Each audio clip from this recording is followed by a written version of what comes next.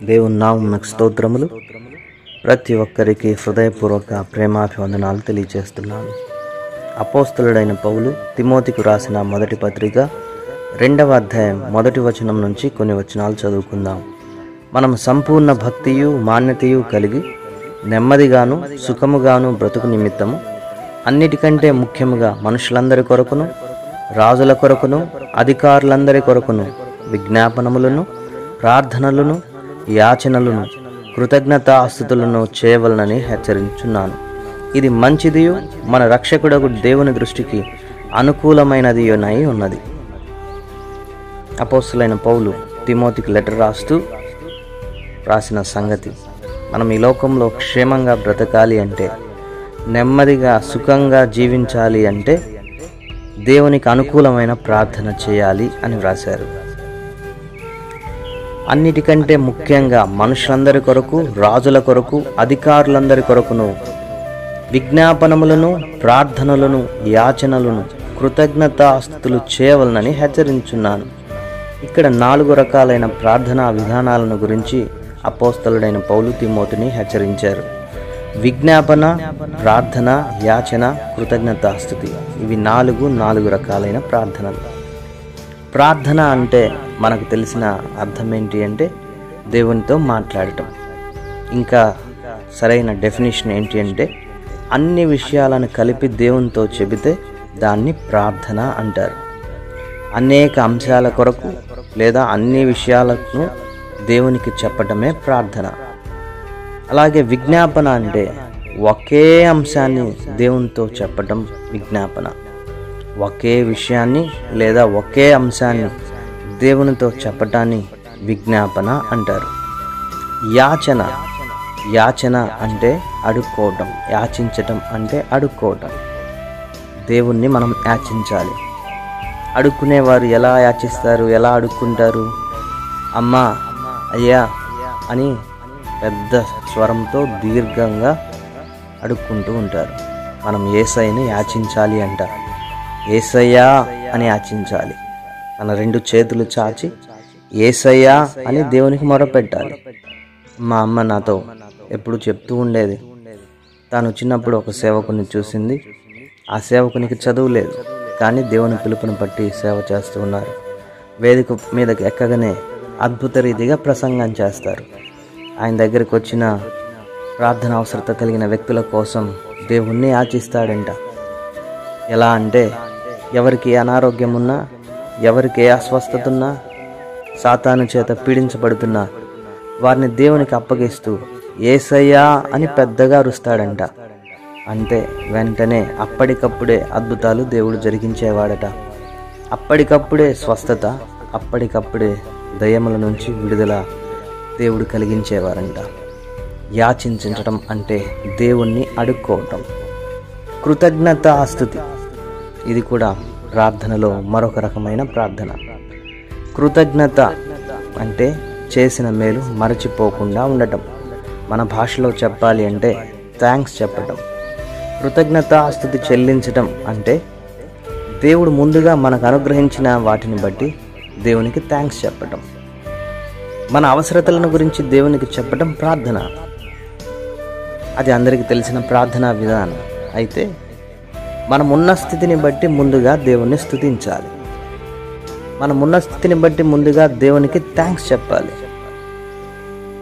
నాకు prayer tower ministry దేవుడు ఇచ్చారు. నా దగ్గరికి వచ్చే ప్రతి వ్యక్తికి నేను రాగానే ఈ ప్రార్థన నేర్పిస్తాను.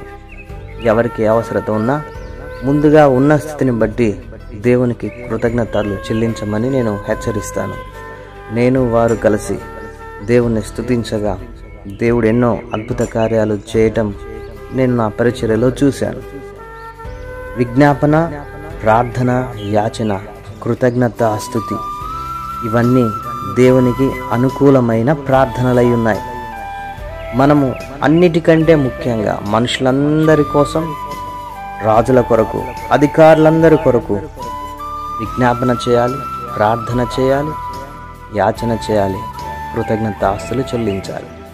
ఈ 4 విధాలైన ప్రార్థనలు చేయాలి. మనుషులందరి కోసం అట, మనుషులందరి కొరకంట. ఈ భూమిపైనున్న ప్రతి మనిషి కొరకు, ఈ భూమిపైనున్న ప్రతి మనిషి కొరకు, వారి కులం ఏదైనా, వారి మతం ఏదైనా, వారి వర్గం ఏదైనా, మనుషులందరి కొరకు ప్రార్థన చేయాలి. వారు యేసయ్యను నమ్ముకున్నా నమ్ముకోకపోయినా, యేసయ్యను ప్రేమిస్తున్నా ద్వేషిస్తున్నా వారి కోసం ప్రార్థన చేయాలి. క్రైస్తవులందరూ సహజంగా ఏమనుకుంటున్నారంటే, యేసుక్రీస్తు కేవలం మందిరానికి వచ్చే విశ్వాసులను మాత్రమే ప్రేమిస్తున్నాడు, లేదు క్రైస్తవులని పిలువబడే వారిని ప్రేమిస్తున్నాడు అని చాలామంది అపోహ. కానే కాదు, యేసయ్య ఈ భూమిపైన ఉన్న సర్వ మానవాళిని ప్రేమిస్తూ ఉన్నారు. వారు క్రైస్తవులైనా కాకున్నా, వారు విగ్రహారాధికులైనా, వారు లోకంలో పాపంలో జీవిస్తున్న యేసయ్య వారిని ప్రేమిస్తున్నారు. అందుకే ఆయన ఈ లోకానికి వచ్చారు. అందుకే ఈ లోకంలో ఉన్న ప్రతి మనిషి కోసమే సిలువలో మరణించారు. తన చివరి రక్తపు బొట్టును సైతం కార్చి ఉన్నారు. ఈ సత్యాన్ని మనం గ్రహించుదాం. మనుషులందరి కోసం విజ్ఞాపన చేద్దాం, మనుషులందరి కోసం ప్రార్థన చేద్దాం, మనుషులందరి కోసం యాచిద్దాం, మనుషులందరి కోసం కృతజ్ఞతాస్తులు చెల్లిద్దాం. ఈ ప్రపంచంలో ఇంకా యేసయ్యను ద్వేషిస్తున్నవారు, యేసయ్య సేవకు, యేసయ్య పిల్లలకు వ్యతిరేకంగా మాట్లాడుతున్నవారు, యేసయ్య సేవను అడ్డుపడుతున్న వ్యక్తులు ఉన్నారు. వారి కోసం ప్రత్యేకంగా ప్రార్థన చేద్దాం. వారి కోసమే యేసయ్య పాదాలు పట్టుకొని మనకు క్షేమాన్ని తీసుకొద్దాం.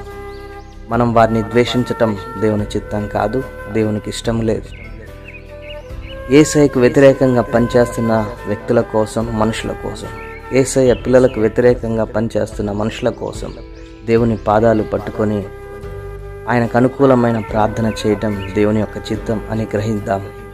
మనుషులందరి కోసం ప్రార్థించి మనకు క్షేమాన్ని తెచ్చుకుందాం. హల్లెలూయా.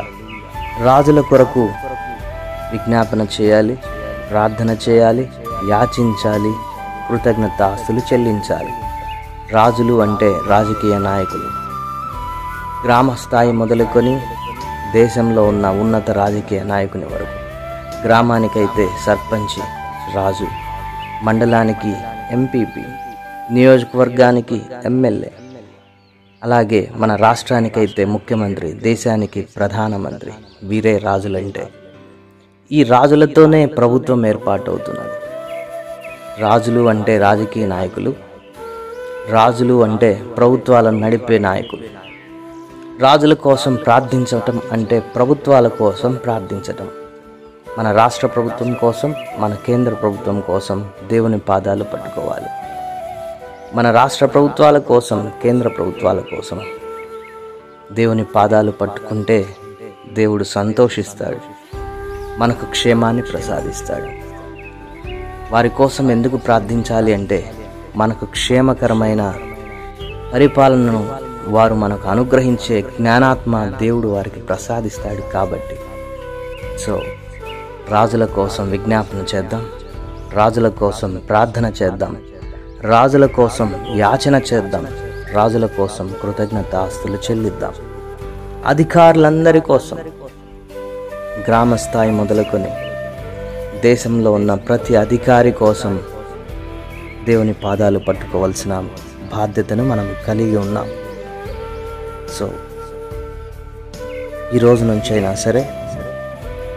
నుంచైనా సరే ప్రతి ఒక్కరూ మన ప్రార్థన విధానాన్ని మార్చుకుందాం, ప్రార్థన పరిధిని పెంచుకుందాం.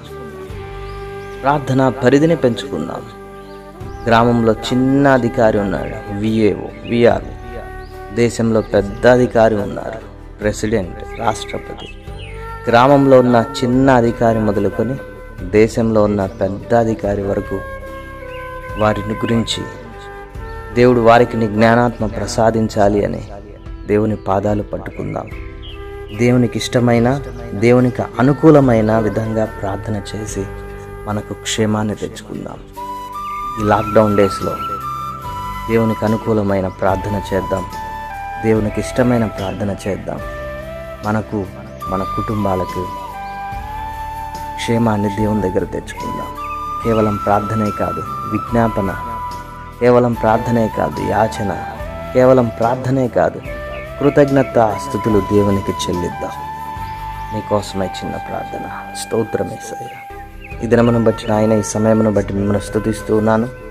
ఈ సమయంలో మీ చిత్తానికి, మీ చేతులకు ఈ వాక్యం వింటున్న ఈ బిడ్డలందరినీ అప్పగిస్తున్నాను.